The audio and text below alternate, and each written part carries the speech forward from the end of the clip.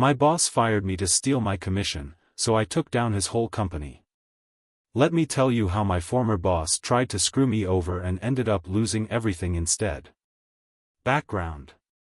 A few years ago, I worked as a top-performing sales rep for a mid-sized company. I was pulling in huge deals, making the company millions, and earning a solid commission. I wasn't rich, but I was living comfortably. The company owner, let's call him Greg, was the classic shady businessman, loved money, hated paying people what they were worth. He was always looking for ways to cut corners and squeeze extra cash out of employees. I tolerated it because I liked my job and had built solid relationships with clients. Then, I landed the biggest deal of my career. The $10 million deal that changed everything. After months of work, I closed a $10 million contract with a massive client. This deal was a game-changer for the company and, more importantly, meant I was set to earn a six-figure commission. Greg couldn't stand it. Instead of paying me what I earned, he fired me out of nowhere. His reasoning? We're going in a different direction. I was beyond furious. But then I found out the real reason. Greg wanted to keep my commission for himself.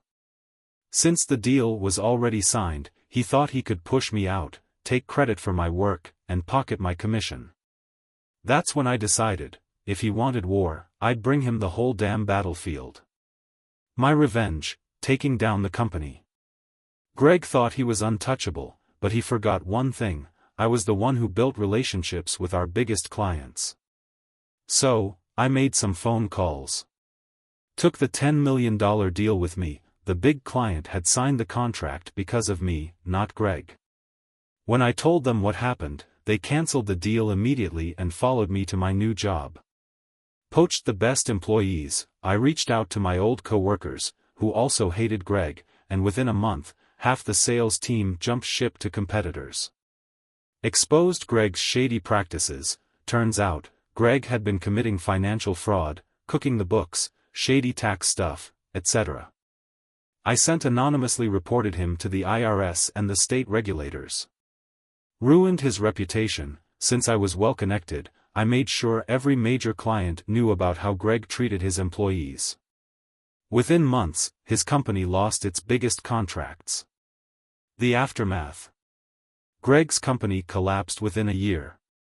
He tried to recover, but with no clients, no top employees, and legal trouble, the business went bankrupt.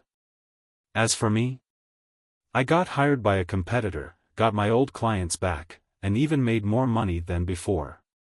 And Greg? Last I heard, he's drowning in legal fees and desperately trying to start over. Maybe next time, he'll think twice before screwing over the wrong employee.